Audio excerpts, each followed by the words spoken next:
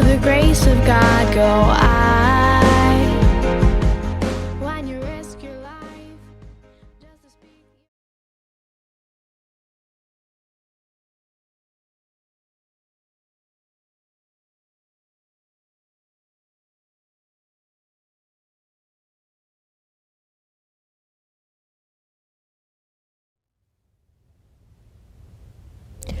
Om Shanti, everyone. Welcome to the next normal. I'm your host, Sister Jenna.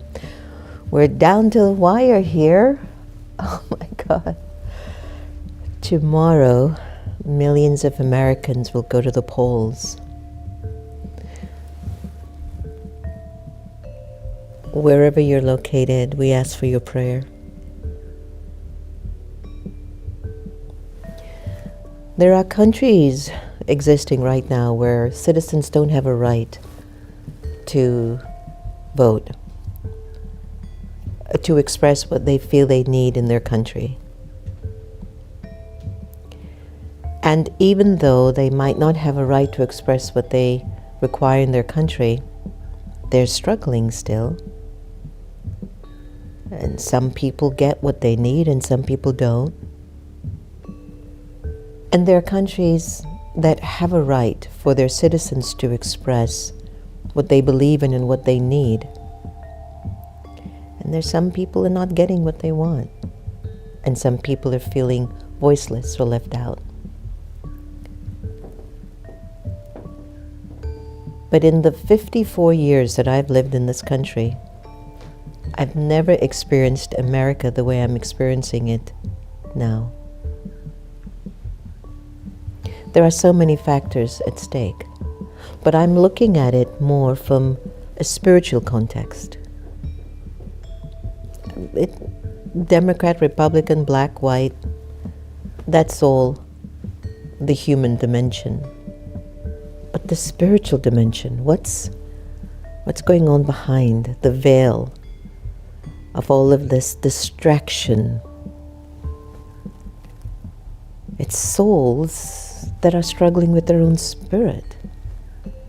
It's the fight of the soul's good and light over the limits and the fears and the sense of loss and powerlessness.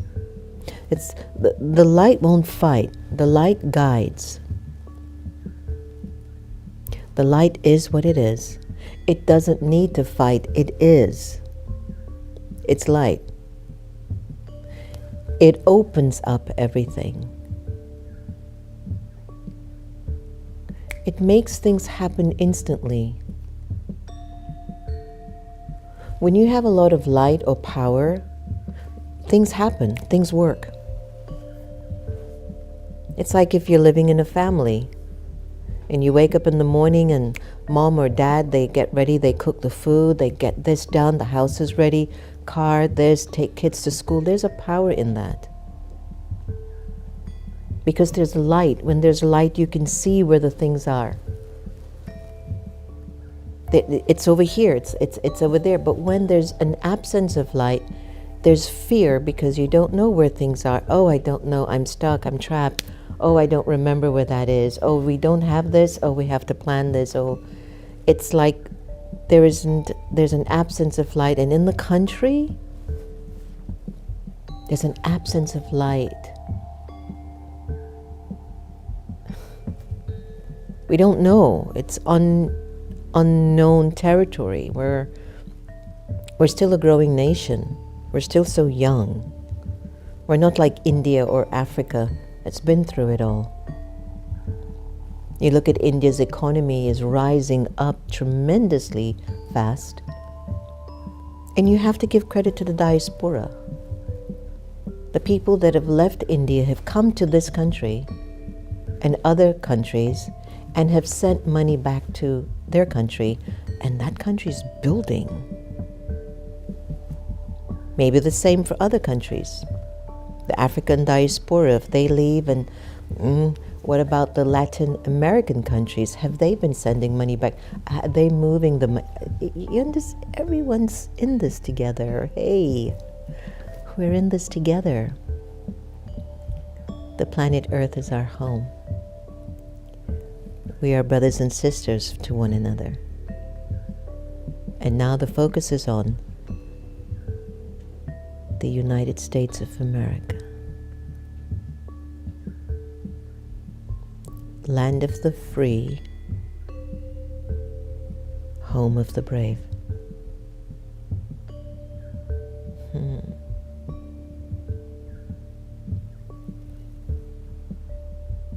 I mean, if you watch the news, it makes you biased. It doesn't tell you the whole story. That's why you have to go inside and listen to your own heart.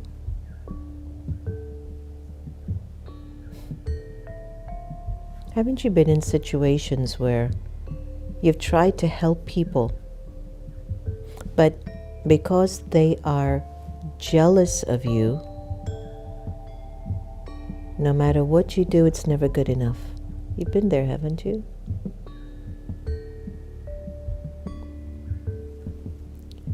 And even if you have a community or a leader or possible candidates that claim they will help all of Americans, but you won't accept it, you have to wonder, what is it that blocks your heart from that? You hear conversations in the US, we don't trust government, we don't trust ourselves. Start with that. Before you point the finger at not trusting your government, look at the 4 that's coming back at you. But do you have self-trust? And nobody does. So how are you going to trust your government? It's not possible. It just won't be possible. What can you offer your country if you don't have trust in yourself? So the point that I'm making, and this is for every country, every nation, every leader, I don't care how much a leader is effective or destructive. Individuals still have to rise up and make themselves strong in their countries. Now, when we look at strong or strength, we might think violence, weapons, fists, stones, sticks, tear gas, uniforms, military. I ain't talking about that.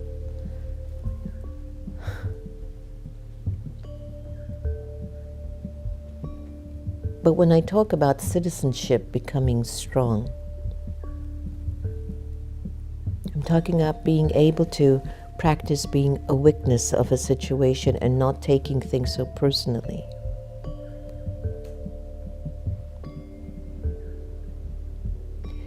The personal habits of the color of my skin, the gender as a woman, my political party.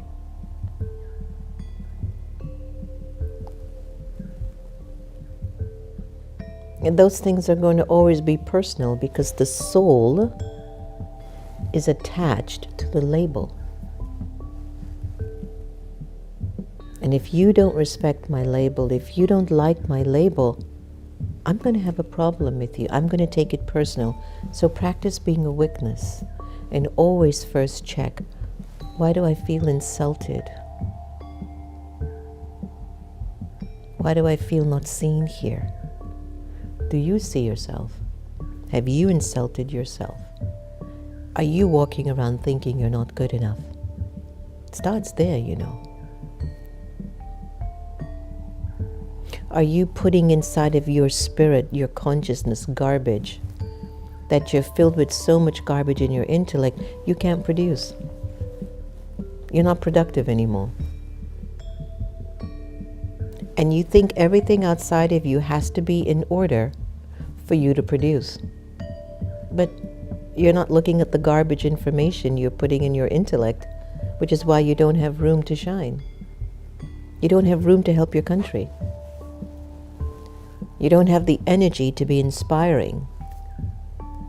You don't have the energy to be inspiring, productive, helpful, creative, to push more. There isn't energy. There's something else in me that's holding me back. I've been there. But I don't stay there. Especially when people keep telling me, "Sister, you don't look so good. You okay?" Yeah, I'm okay. I've been better.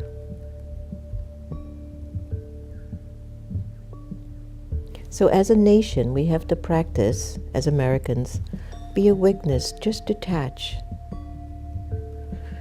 And look at the larger picture.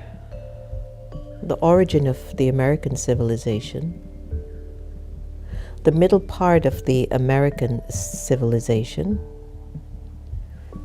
and where we are today.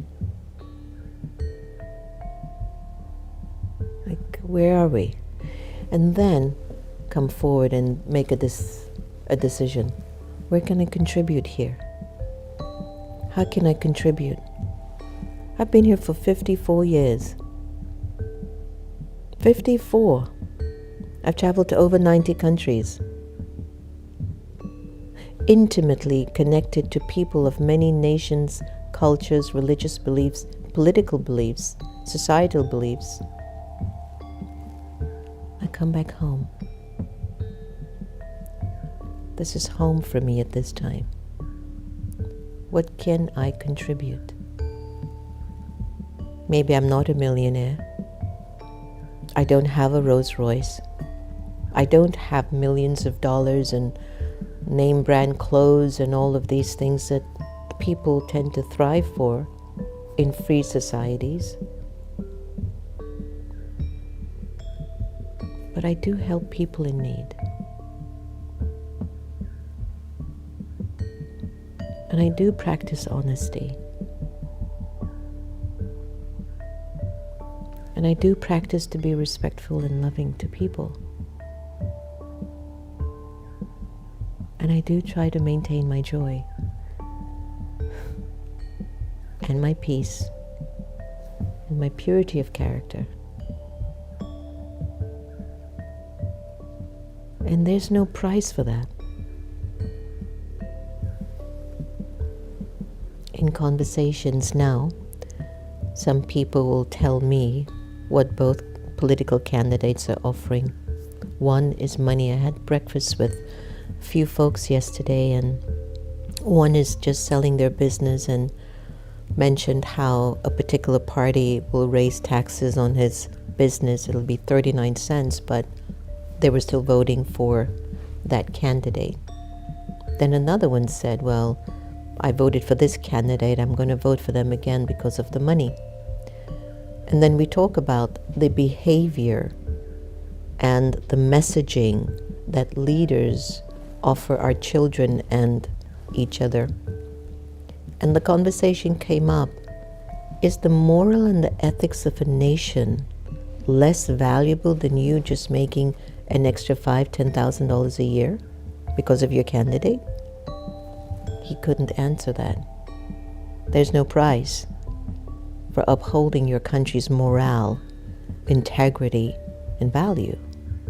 There's no money that can pay for that. Even if you have to lose $5,000 or $10,000 a year, at least you're not losing the moral of the country, the integrity of the country. And all political parties need to be aware of that. When you're a witness and you detach and you look at the whole picture, you have to first start with yourself and your own values and your own integrity and your own truthfulness and your sense of self-trust, and then see, just looking at the lineage, what's best here? What would make my sense of self-trust feel safe in this political decision? And so now we need prayers.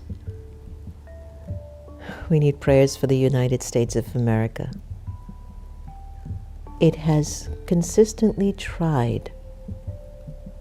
It has attempted to live an idealistic existence that people of all different mindset can still cohabit. They can still live together and thrive.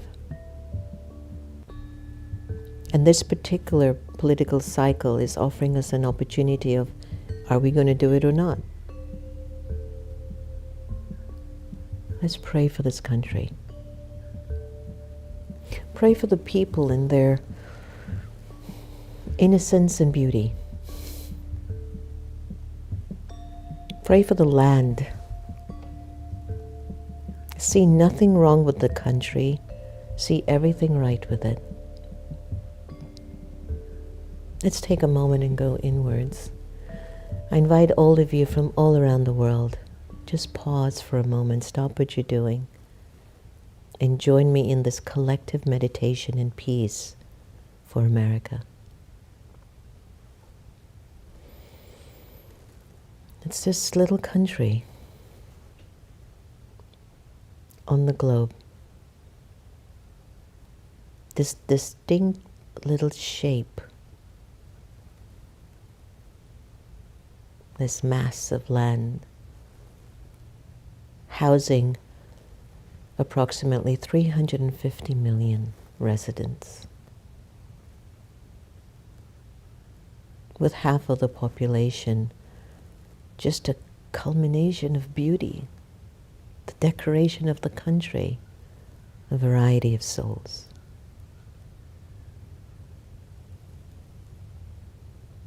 From the east and to the west, from the north to the south. I want you to visualize the land and visualize the over 350 million residents as little sparkling points of light.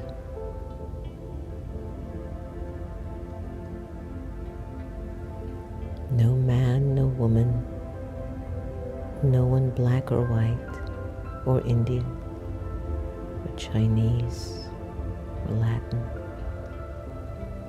Just 350 million points of light. Souls.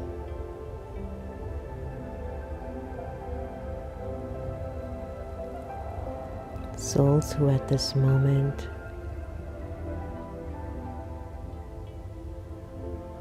are at a crossroads.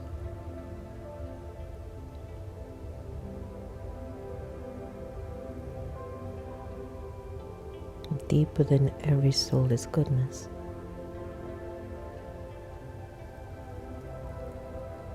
And the crossroad is, what is the real good, the true good that they seek?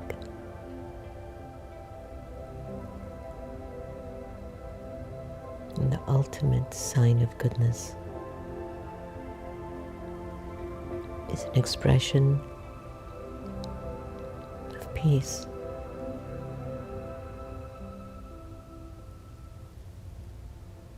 And I invite you to contribute your peace to the souls in the United States of America.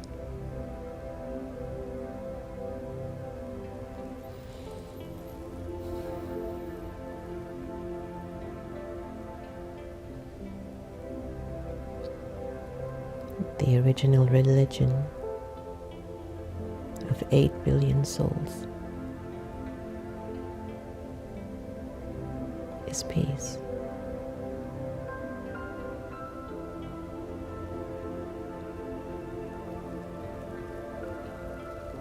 And at this moment in time,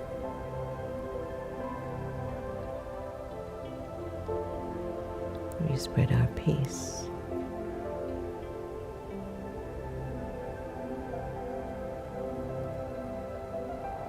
to the souls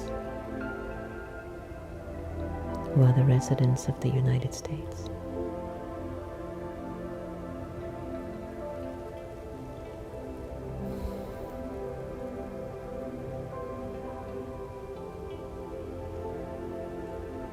We have to trust and believe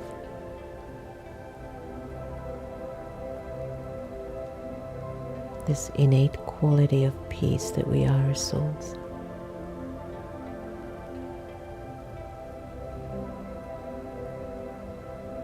influences the hearts and the minds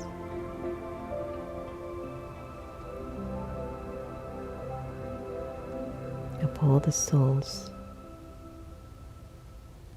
that I'm focusing my attention on.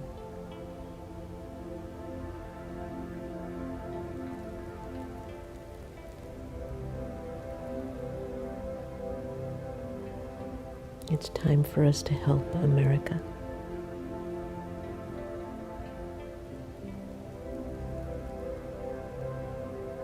It's time to give to this country the greatest gift and contribution: peace.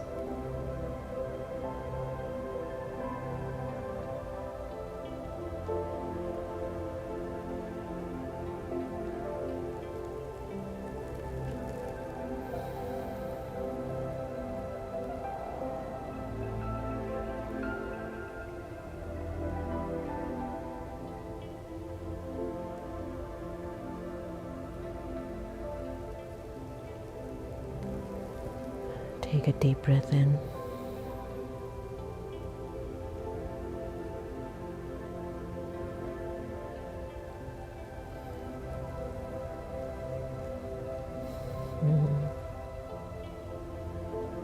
Thanks, Santosh, for sending that.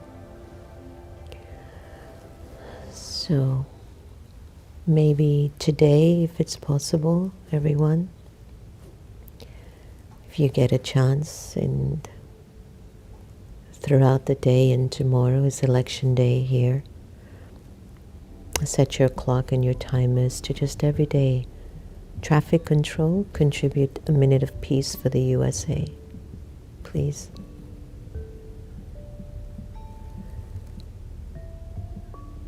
Please. Just this. That's all I ask. Every hour on the hour, just send your peaceful vibrations to the souls who reside on this land. I will be doing it. As we move into really trying to understand the collective power of peace and the collective power of meditation, let me go to the AI, the awakened intelligence, and see if it connects to anything I've shared a little bit. Does collective meditation on a specific idea impact change? Of course. Collective meditation focused on a specific idea, intention, or outcome is often believed to have a positive impact. Sometimes it's called mass meditation or collective intentions, but it's based on the idea that when a group of people focuses their energy and attention on a shared goal, it can influence not only those participating, but also have a ripple effect on others and even the environment. So thank you for your contribution. Here's how collective meditation is thought to work. Amplification of energy. When many people meditate on the same intention, it's believed that their combined mental focus and positive energy amplify the impact. This is similar to how voices sound louder in unison than alone. The energy is heightened through unity. Number 2, resonance and emotional connection. Collective meditation can create a strong sense of unity and connection, especially when the focus is on universal themes like peace, compassion, or healing. This emotional resonance can enhance each individual's meditation and foster a deeper shared experience. 3, influence on emotional and environmental fields. Research in areas like the Maharishi effect suggests that when a critical mass of people engage in meditation focused on peace, it can reduce crime rates and foster a sense of calm in the surrounding area. Although more research is needed, but it has happened. Shift consciousness, meditation on positive ideals like unity, peace, or forgiveness can foster a collective consciousness shift. Number 5, mindfulness and practical outcomes. Besides metaphysical theories, collective meditation can lead to real practical changes. For example, it often inspires community action, increases awareness, and motivates people to make positive changes in their own lives, contributing to a broader positive impact. The extent of change depends on various factors, but many believe that collective meditation aligns individuals' attention, creating an environment where transformation is more likely to occur, both internally and externally. So thank you for please practicing to offer your collective meditation towards the citizens of the United States of America. Now let's go to our beautiful Sister Gita effect and just have a little moment of love and compassion.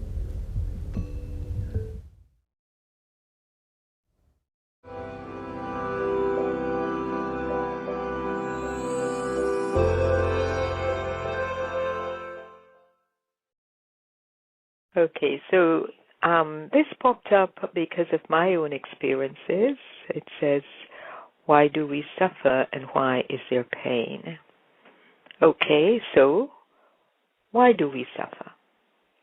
Why is there pain? It seems there's no point. There's nothing to gain. First, I must say, to be very clear, pain and suffering are different, my dear. Pain is of the body, which is made of matter. It's what you feel when you fall off a ladder or down some stairs. Suffering, however, happens in the mind.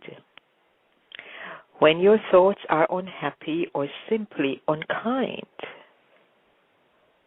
pain is inevitable, from which there is no escape. But suffering is optional.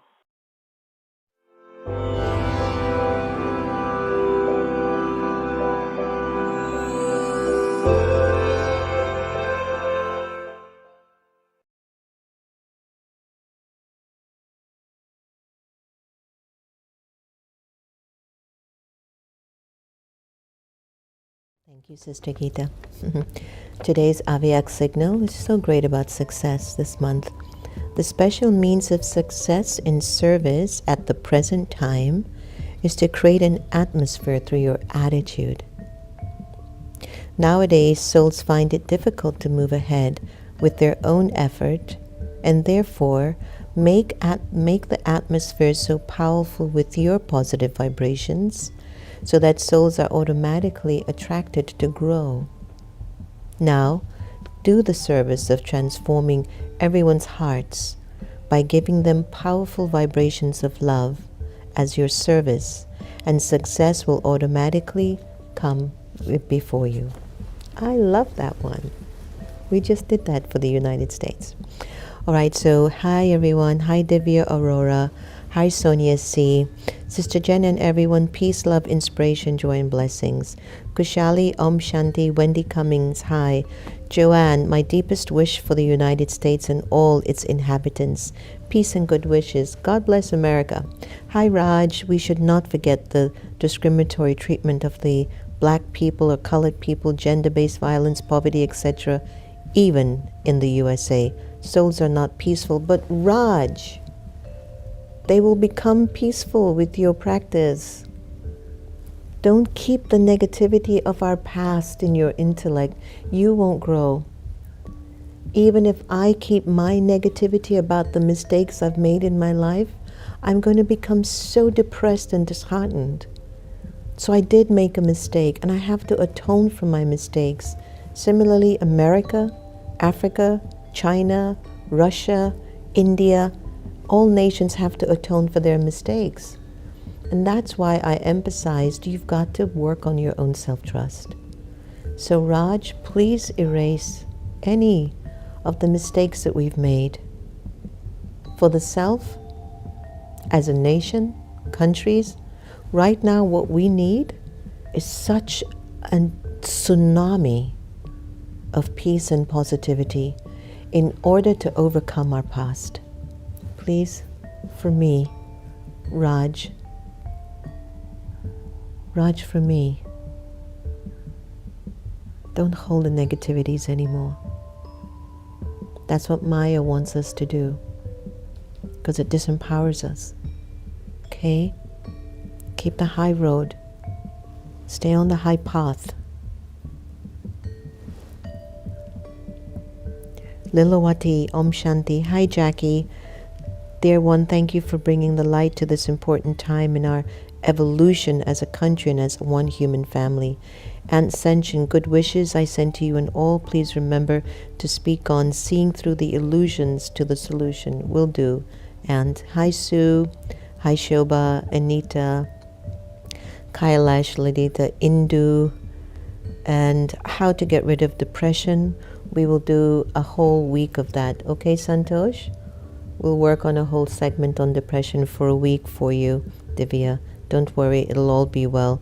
The first way to get rid of depression, start practicing good wishes and pure feelings. So, tomorrow's the big day here. If you haven't gone out to vote, or if you're one of those people who say, I don't need to vote, I don't like either of the candidates, well, you've just voted for a candidate who might not be supporting your well wishes. So I would suggest to you, no matter what you do, you go out and you decide how you want or what you want for the country. You have a great privilege. Antonia told me there was a young girl she met at the hospital the other day, and she asked her if she was going to vote, and the young girl says, no, I got a job and I have health insurance. You have a job and health insurance because people voted before you. If you don't vote, you might not have health insurance anymore. Go out and vote. Vote from love. Meditate. Feel what's in your heart. And then fill in the circle. All the best. Thank you so much for joining me today. Enjoy Anthem that we've produced by Kristen Hoffman, and just catch the power in our national anthem here. Take care. Keep loving everybody the same. Om Shanti. Oh, say, can you see by the dawn's early light what so proudly we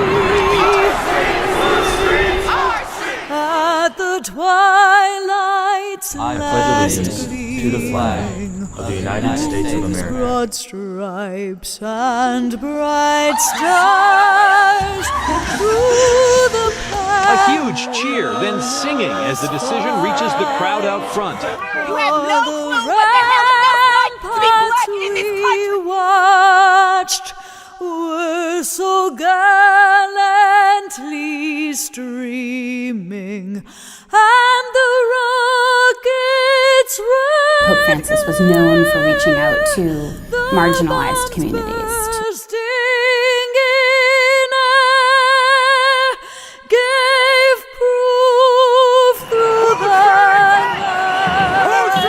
So what do you think of a Muslim and a Jewish guy walking together? I think it's great. It's great? And if you get along, it's great. Oh, say does that star Well, this is a perfect opportunity for you to try some active listening. yet wave o'er the land.